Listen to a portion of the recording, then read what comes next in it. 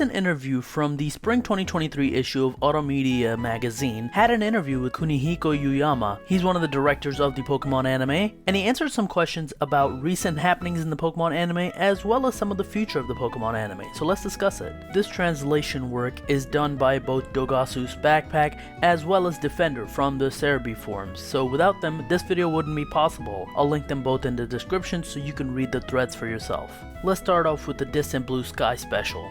In the interview, there's some discussion about how the working title originally was Ash's Summer Vacation. I'm glad that they changed that because I think Distant Blue Sky sounds much better. They apparently initially came up with the concept for the special about a year ago to show a day in the life of Ash, which is what the current series is also doing. And the director also confirms that it takes place in the same continuity as movie 20 as many had suspected.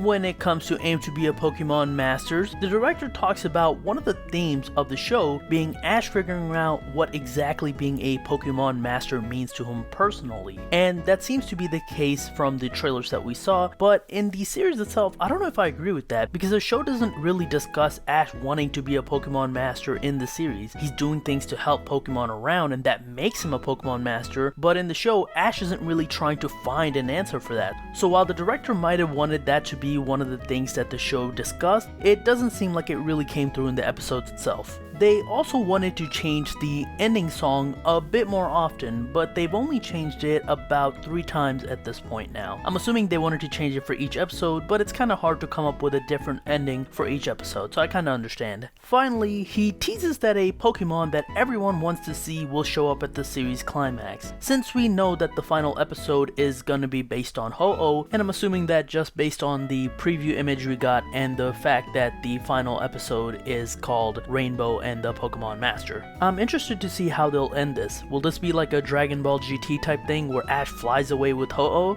I guess we'll just have to wait and see.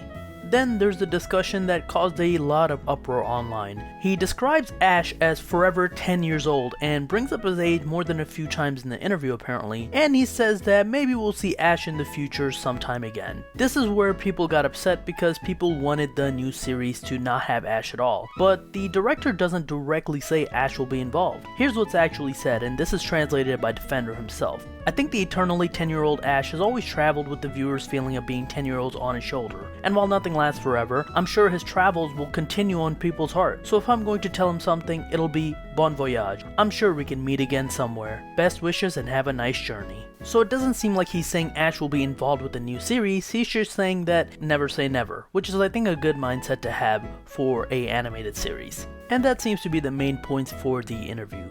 It'll be interesting to see if Ash does really show up in the future. Again, thanks to Dogasu's Backpack and Dephender for translating this interview and making it accessible to us. I want to know in the comments, what did you think of this interview? What do you think the future of Ash is going to be?